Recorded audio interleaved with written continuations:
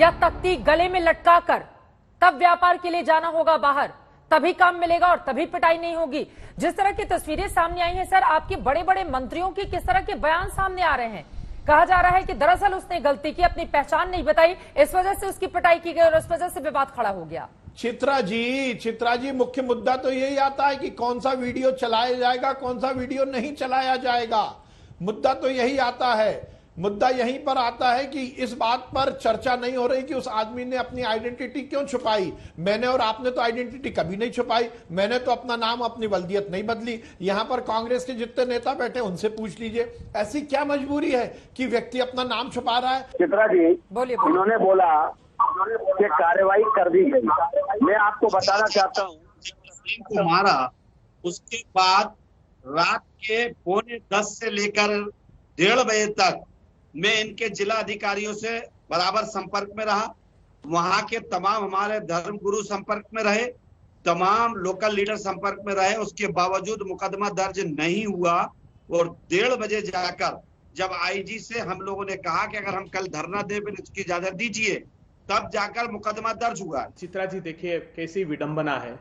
मोदी सरकार, भारतीय जनता पार्टी छोटे गरीब लोगों के रोजगार के अवसर भी छीन लेना चाहती। वो एक भाई जो रक्षाबंधन के पर्व पर अपनी बहनों को संबोधित करते हुए चूड़ियां बेच रहा था, उसको संगठित होकर भीड़ मारती है भारतीय जनता पार्टी प्रायोजित भीड़। और भारतीय जनता पार्टी के गृह मंत्री क्या कहते हैं? वो कहते हैं कि अगर किसी के पास 2 आधार कार्ड है तो ये भीड़ को मैं कहता हूं कि वो मार मार कर अधमरा कर दे नागरिकों को। शर्म नहीं आई जरा सी भी? अरे सुप्रीम कोर्ट ने 2018 में निर्देश जारी किए। मुझे बताइए, चुनौती देता हूं, मध्य प्रदेश में कोई एक नोडल ऑफिसर आपने अपॉइंट किया? देखिए मैडम, असल में चित्रा जी, हमारा ये मुकद्दर है कि हमें पिछले कुछ अरसे से धार्मिक रंग देकर ही और मुसलमान के नाम पर ही मारा जा रहा है। अब इनका ये सवाल है कि इसको धार्मिक रंग क्यों दिया जा रहा है, तो इसका सीधा सा जवाब ये है कि जब उसका धर्म पूछकर उसको कत्ल किया जाएगा, उसको बांटने की कोशिश की जाएगी और उससे उसका नाम पूछकर 50 लोग और 500 लोगों से यह कहा जाएगा कि ये मुसलमान है और आप बॉम्बे बाजार का बदला इससे लीजिए, तो फिर उसको कौन सा रंग दिया जाए? कह रहे हैं कि जब पेड़ पौधों की गिनती होती है तो जाति क्यों नहीं, कास्ट सेंसस क्यों नहीं? दीजिए जवाब। रिट पिटीशन सुप्रीम कोर्ट में भी इस विषय को लेकर सुनवाई हो रही है, वो उसका नतीजा आना बाकी है। तो सुप्रीम कोर्ट सर्वोच्च न्यायालय है, वो भी हमें सुनना चाहिए। बहरहाल जहां तक ये जो प्रश्न था कि अगर जानवरों को भी गिना जा सकता है तो ओबीसी जातियों को क्यों नहीं, मैं एक निवेदन करूंगा, इस पे चर्चा जरूर करिए, मगर ये उदाहरण ठीक नहीं है। औपनिवेशिक काल में जो वेस्टर्न कंट्रीज थे वहां मनुष्यों की गिनती होती थी, जानवरों की तरह गिनती होती थी, मगर ये केवल स्लेव्स की होती थी। इसलिए मैं केवल हाथ जोड़ के निवेदन करूंगा, ये कोई आक्षेप नहीं है कि ओबीसी का कंपैरिजन जानवरों के साथ करना, कि जानवरों की गिनती होती है तो ओबीसी की भी हो सकती है, ये उदाहरण उचित नहीं है। देखिए, जब सरकारी योजनाओं का लाभ समाज के अंतिम पंक्ति में बैठे हुए व्यक्ति तक मिलेगा, वो वंचित समाज तक पहुंचेगा, जो बजट में प्रावधान होगा उसका हिस्सा उनको मिलेगा, इसमें बुराई क्या है? आदरणीय नीतीश कुमार जी भी सहमत हैं इस बात से, बीजेपी के कई घटक दल सहमत हैं, बीजेपी में भी 2 फाड़ है, गोपीनाथ मुंडे जी ने भी इस पर अपनी सहमति जताई थी। आज भी कई बीजेपी के नेता इस बात से सहमत हैं कि जातीय जनगणना होनी चाहिए। प्रधानमंत्री जी जब खड़ा होकर बोलते हैं कि मैं बैकवर्ड हूं, इसलिए मेरे साथ भेदभाव हुआ, तो देश को जानने का हक नहीं है क्या कि इस देश में बैकवर्ड कौन कौन है और कितने हैं?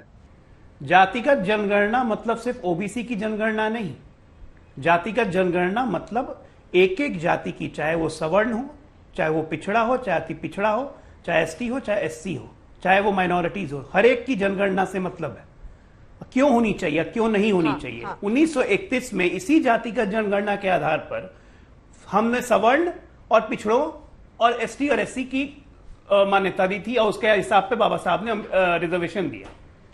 मुझे ऐसा लगता है कि बिहार की राजनीति में पिछला विधानसभा चुनाव के पास नीतीश जी की जो आर्थिक जो राजनीतिक पूंजी थी उसको बहुत बड़ा सदमा लगा है और कहीं न कहीं उनके ये मन में है कि जो विपक्ष की राजनीति के अंदर जो है वो कोई केंद्र नहीं बन पा रहा है। ऐसा संभव है, ये मेरा आकलन है, एक राजनीतिक विश्लेषक के नाते ये मेरा आकलन है कि कहीं न कहीं वो जरूर चाहते हैं कि जातीय विमर्श को फिर से बिहार की राजनीति में खड़ी की जाए। जो उनको शायद वो समझते हैं कि उनमें शायद उनका राजनीतिक भविष्य फिर से चमक उठेगा।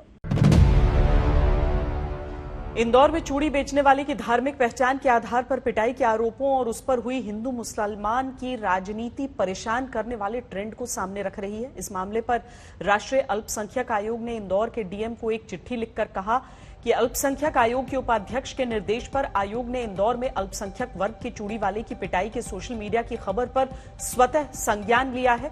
ऐसी घटनाएं देश के सेक्युलर ढांचे के लिए खतरा हैं और अल्पसंख्यकों की धार्मिक भावनाओं को चोट पहुंचाती हैं। ये जिले में ऐसी कई सांप्रदायिक घटनाओं में से एक है और आयोग महसूस करता है कि जिला प्रशासन ने ऐसे मामलों में उचित कदम नहीं उठाया। आयोग ने डीएम को मामले की जांच करके 7 दिनों में रिपोर्ट सौंपने का निर्देश दिया है। देश में हिंदू मुसलमान के आधार पर बंटवारा समाज के लिए खतरनाक है, इसीलिए ऐसी घटनाएं बढ़ती हैं तो इस पर समाज का खबरदार होना जरूरी है। लेकिन यह भी सच्चाई है कि ऐसी घटनाओं को अंजाम देने वाले और माहौल बिगाड़ने वाले चंद लोग ही हैं। हाल ही में अमेरिका के थिंक टैंक प्यू रिसर्च की भारत पर एक रिपोर्ट प्रकाशित हुई थी। रिपोर्ट के अनुसार भारत के 84% लोग असली भारतीय होने में और सभी धर्मों के आदर में यकीन रखते हैं। भारत के सभी प्रमुख 6 धर्म के लोगों ने यह भी माना कि भारत में उन्हें पूरी धार्मिक आजादी है। 89% मुसलमानों, 91% हिंदुओं, 89% ईसाइयों और 82% सिखों ने स्वीकार किया कि उनको भारत में धार्मिक स्वतंत्रता मिलती है। प्यू की इस रिपोर्ट ने एक दिलचस्प पहलू सामने रखा। रिपोर्ट के अनुसार 80% हिंदू और 79% मुसलमान मानते हैं कि अन्य धर्मों का आदर उनके अपने धर्म का अहम तत्व है। लेकिन आंकड़ों वाली पिक्चर कई बार हकीकत के सामने नहीं ठहरती। सोचने वाली बात यह है कि जब भारत में धार्मिक स्वतंत्रता का स्तर ऐसा है तो फिर भारत की बदनामी कराने वाली इंदौर जैसी घटनाएं क्यों सामने आती हैं।